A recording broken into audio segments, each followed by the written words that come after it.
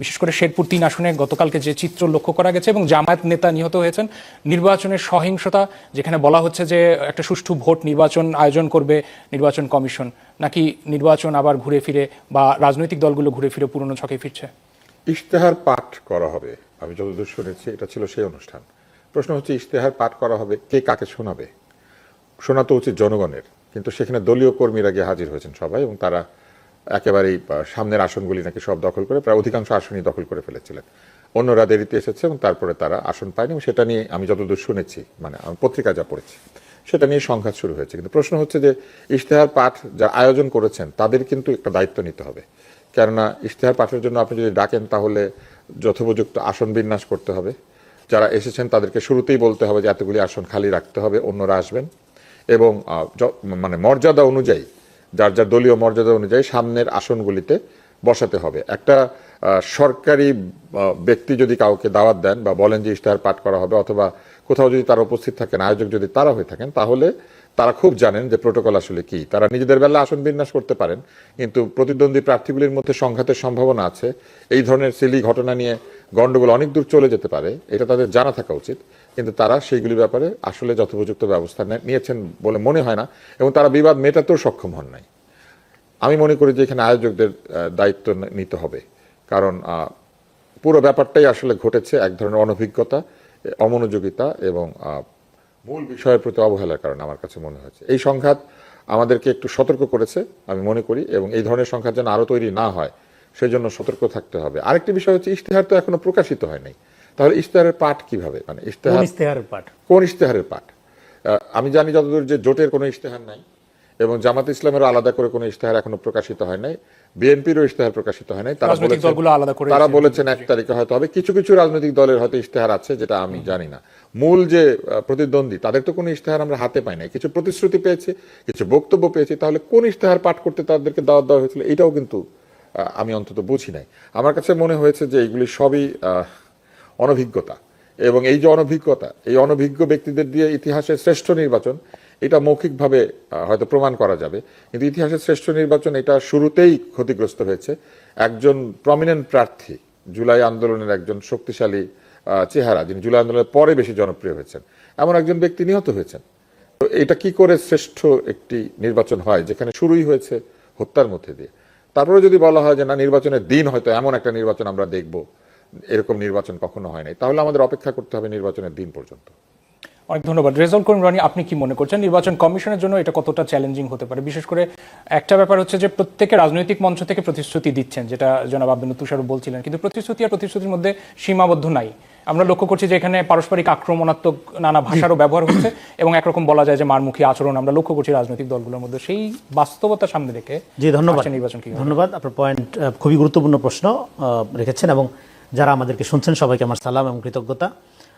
তুষার ভাই একদিক থেকে আলোচনা করছে, এর মধ্যে দিয়ে মোটামুটি ফ্যাক্ট যেটা, সেটা খানিকটা চলে আসছে, যেটা অন্তত মিডিয়াতে আমরা জানতে পারছি। ঘটনাটা এরকমই, কিন্তু এই ঘটনাটা কেন ঘটলো এইটার কজটা আমি বোঝার চেষ্টা করছিলাম। মানে সাধারণত ভায়োলেন্স নিয়ে অনেক ধরনের থিওরি আছে, অনেক ধরনের কথাবার্তা আমরা শুনি, কিন্তু মূলত ভায়োলেন্স মানে ধরেন প্র্যাকটিক্যালি মাঠে গড়ায় দুইটা জিনিসের মধ্যে যদি আপনার গরমিল থাকে, মানে পলিটিক্যাল ভায়োলেন্স, সেটা হলো আপনার ভার্চু, আপনার নীতি এবং আপনার ডিউটি, আপনার কর্তব্য, দুইটার মধ্যে যখন পার্থক্য তৈরি হয়, ভায়োলেন্সের সূচনা হয়। যেমন ধরেন বৌদ্ধ ধর্মের উদাহরণ দেওয়া যায়। বৌদ্ধ আমরা জানি জীব হত্যা মহাপাপ, হ্যাঁ, শান্তি পরম লক্ষ্য তাদের, কিন্তু তারপরেও কিন্তু রোহিঙ্গাদের উপর ক্লিনজিং হয়েছে। শ্রীলঙ্কাতে বৌদ্ধ বিশাল হিস্টোরি আমরা জানি। তো যখন এই ধরনের বৌদ্ধ মঙ্ক নেতারা, ধর্মীয় গুরুরা এই ধরনের ক্লিনজিং চালায়, তখন আপনি যদি প্রশ্ন করেন যে আপনার তো জীব হত্যা মহাপাপ, এটা মারলেন কেন, তখন তারা বলে জীব হত্যা মহাপাপ, এটা আমার ভার্চু, এটা আমার নীতি, কিন্তু আমার ডিউটি হলো আমার কমিউনিটিকে রক্ষা করা, এটা আমার ডিউটি। ফলে সে যে হত্যা করতেছে তার প্রতিদ্বন্দ্বীকে বা প্রতিপক্ষকে, এটা সে দায়িত্ব আকারে করতেছে, এটা সে নীতি আকারে করতেছে না। তার মানে তার নীতি এবং তার ডিউটি আলাদা হয়ে যাচ্ছে, সে ভায়োলেন্স করতেছে, সে মানুষের জীবনকে কিন্তু তখন আর জীবন মনে করছে না, সে মনে শত্রু মারতেছে। সো এটা হলো থিওরিটিক্যাল প্রিমাইজ অফ ভায়োলেন্স। এবং বাংলাদেশে এই ঘটনাটা কীভাবে করতেছে, ইলেকশনের আগের থেকে, আমি বহু আগের থেকে বলতেছি violence is coming, violence is coming. কেন? কারণ সোশ্যাল মিডিয়াতে আপনি যখন ফলস ন্যারেটিভ তৈরি করছেন, আপনি যখন লক্ষ লক্ষ বট আইডি, বট সেলিব্রিটি, মানে হাজার হাজার পেজের মধ্য দিয়ে আপনি যতখানি শক্তিশালী না, তার চেয়ে অনেক বেশি শক্তিশালী হিসেবে আপনার সমর্থকদের মধ্যে একটা বার্তা পৌঁছাচ্ছেন, এবং মাঠে আপনার প্রতিদ্বন্দ্বীদের বক্তব্যগুলোকে টুইস্ট করে সত্যের সাথে মিথ্যা জোড়াই দেওয়া, সত্য না মিথ্যা না, পলিটিক্যাল ট্রুথ, রাজনৈতিক সত্য, যেটা মিথ্যার চেয়ে ভয়ঙ্কর উৎপাদন করছেন, ফলে আপনার যারা সমর্থক তারা বাই নেচার ফ্যানাটিক হয়ে উঠছে। এবার ওরা যখন মাঠে যাচ্ছে তাদের ইমাজিনেশনের মধ্যে তো তারা মানে ধরেন আপনার এই মিথিক্যালি বা ধরেন হাইপ অনুযায়ী তারাই সবচেয়ে শক্তিশালী, তাদের প্রতিদ্বন্দ্বী আর কেউ নেই, তারাই সবচেয়ে সাচ্চা, তারাই জুলাই, তারাই আপনার সবচেয়ে সৎ লোক, তারাই সবচেয়ে মহান, তারাই সবচেয়ে ডেডিকেটেড, তারাই চুজেন পিপল। হ্যাঁ, এরকমভাবে যখন আপনি ন্যারেটিভ তৈরি করেন, তো মাঠে যেয়ে দেখা গেল নো, প্রতিদ্বন্দ্বী মাঠে অনেক শক্তিশালী, প্রতিদ্বন্দ্বীর দখলে মাঠ। এবার আপনি যখন তাকে অ্যাটাক করতে গেলেন, যেমন আপনি চেয়ার দখল করে বসে রইলেন, প্রশাসনের যারা আয়োজক তারা বললো যে আপনারা ভাগ করে সমান সমান ভাগ করে বসেন চেয়ার, আগে গেছেন তাতে কি দুই দলই যেহেতু একসাথে যাবেন, উনি বললো তারা মনে করলো যে না আমরা তো ছাড়বো না সিট, সামনের দিকে আমাদের বসতে হবে। কিন্তু মাঠে তো আপনার ওই শক্তি নাই, সামনের দিকে আপনি কেন বসবেন? আপনি আপনার কলিগ, প্রতিদ্বন্দ্বী কলিগ হোক, তাকে সিট ছেড়ে দিবেন, অর্ধেক অর্ধেক করে নেবেন, ভাগ করে নেবেন। কিন্তু আপনি তো ভাগ করতে রাজি হইলেন না, রাজি না হয়ে ভায়োলেন্স যে উস্কায় দিলেন। এই ঘটনা উদাহরণ আকারে আমি যে প্রিমাইজ বলতেছি এর সাথে মিল আসছে। সে ছাড়তে যে রাজি হইল না, এই কনফিডেন্স কই থেকে পাইলো? না, এটা কি মাঠে তাদের একটা প্রভাব রাখার জন্য কি কৌশলগত একটা? কৌশলগত না, এটা হলো believe in wrong thing is more dangerous than believe in nothing. আচ্ছা। আপনি এই যে মিথ্যাটা বিশ্বাস করে গেলেন, আপনি মনে করলেন যে আপনার সমর্থকের বাইরে দুনিয়ায় আর কিছু নাই, ভুয়া সমর্থক, ভুয়া আপনার ন্যারেশনের মধ্যে আপনি মাঠে যেয়ে দেখলেন যে আপনার প্রতিদ্বন্দ্বী আপনার চেয়ে অনেক শক্তিশালী। ফলে আপনি যেহেতু আপনার কল্পনা চিন্তা যেহেতু আপনি আগায় গেছেন, আপনি বট আইডিকে মনে করছেন যে রিয়েল মানুষ এবং ওরা আপনার সমর্থক, ফলে মাঠে আপনি যখন অ্যাক্ট করছেন আপনার প্রতিদ্বন্দ্বী শক্তিশালী, মাঠ তো তার দখলে, সে তখন রিয়েক্ট করছে, ভায়োলেন্স হয়েছে, দুইটা মারামারি হয়েছে, আহত একজন মারা গেছে।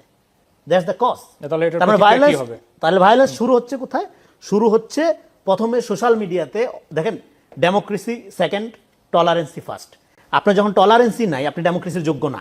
ধরেন আমি তুষার ভাইকে ক্রিটিক করলাম বা আপনাকে ক্রিটিক করলাম, আপনি সেটার পয়েন্টের মধ্যে না থেকে এবার আপনি বললেন যে আপনার তো টেরা, আপনি তো কালো। হ্যাঁ, আপনি যখন এইভাবে পোর্ট্রেট করবেন, আপনি যখন ক্যারেক্টার অ্যাসাসিনেশনের দিকে চলে যাবেন, আপনি যখন ভ্যালু জাজমেন্টের দিকে চলে যাবেন, তখন বেসিক্যালি আপনি মানুষের মর্যাদাবোধকে স্বীকার করেন না, আপনি ডেমোক্রেটিক প্রিন্সিপাল থেকে সরে গেলেন। তো তখন আপনি আপনার প্রতিদ্বন্দ্বী খারাপ, ওরা সবচেয়ে জঘন্য, আপনি ভালো, এইভাবে সমাজকে বিভক্ত করতে থাকেন। সমাজকে বিভক্ত করার মধ্য দিয়ে আপনি সমাজে ভায়োলেন্ট ফেনোমেনা, একটা ফ্যানাটিক হুজুগে কালচার তৈরি করেন, যেটা দেখবেন আপনি সোশ্যাল মিডিয়াতে এখন। আপনি যদি একটা দলের সমালোচনা করেন তাহলে আপনি নিরপেক্ষ না, আপনার বিরুদ্ধে শত শত লক্ষ লক্ষ ফটোকার্ড ছাড়া হবে, আপনার প্রত্যেকটা বক্তব্য বিকৃত করে 10 সেকেন্ড নিয়ে ভিলিফাই করা হবে।